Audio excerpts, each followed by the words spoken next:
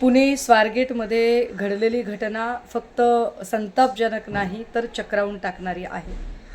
पुण्यामध्ये गेली अनेक वर्ष मी वावरते. 15 वर्षांपूर्वीचं पुणे आणि आत्ताचं पुणे यात प्रचंड फरक जाणवत आहे.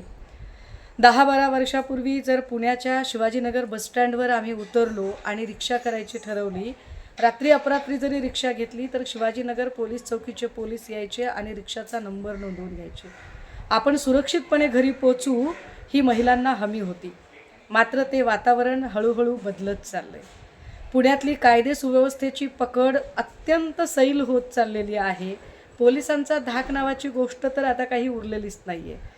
वारंवार हा प्रश्न उपस्थित केला जातो की पुण्यातल्या ज्या गर्दीच्या जागा आहेत, विशेषतः शाळा, कॉलेज, बसस्टँड आणि रेल्वे स्टेशन, इथे पोलिसांची अधिकची गस्त वाढवली पाहिजे. मात्र ते होताना दिसत नाही आहे. आजची घटना फक्त गंभीर नाही तर पुण्याच्या संस्कृतीला न शोभणारी आहे. या सगळ्या संबंधाने पुण्याच्या पालकमंत्र्यांनी यात लक्ष घालावं आणि पुणे पोलिसांचं नेमकं चाललंय काय यावर पालकमंत्र्यांनी निश्चितपणे त्यांना जाब विचारावेत अशी अपेक्षा आहे.